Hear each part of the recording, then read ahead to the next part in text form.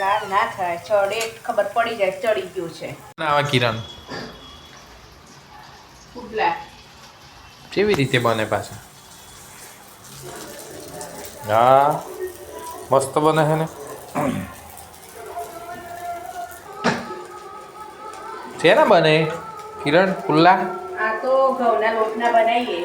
ચણાના લોટના બને પણ આપણે ઘઉંના લોટના બનાવીએ. બરોબર. અને તીખા લસણ, લીલા મરચા, અજમો. જો ગાઈસ આ એનું ખીરું છે મસ્ત. પાકી ગયો. તોડી નાખ્યો. તૂટી ગયા. કાંઈ પંચળી તો ગયો જ છે. જો મસ્ત આની પર તેલ વેલ લગાડો તો મસ્ત મજા આવે પુલ્લા ખાવાની.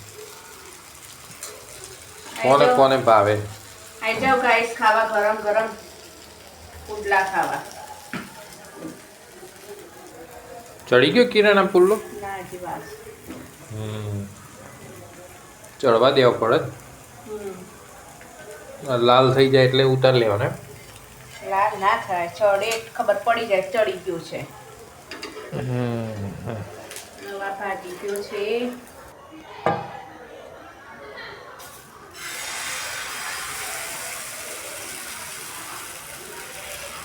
હાથથી કરવામાં બળાય નહીં.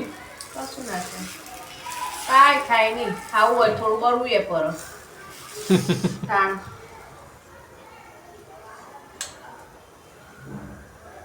ઉપર તેલ નાખી દઈએ એટલે ચડે સારું નીચે. તેલ લગાવવું પડે ને તો જ ફૂટે ને તવીમાંથી. બસ હવે ચડવા દેવાનું. ધીમા તાપી થોડું ધીમો કરી દેવાનું ગેસ.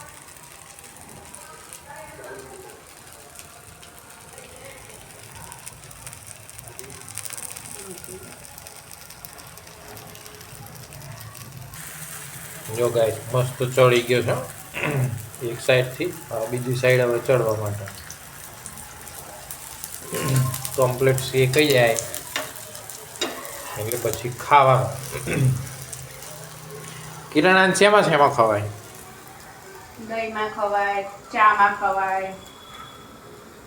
તમારે સોસ લેવો હોય તો બી ચાલે. તમને જેમાં ભાવે એમાં ખાઈ શકો અને એમને એમ ખાવ તો બી ખવાય. મજા આવી જાય.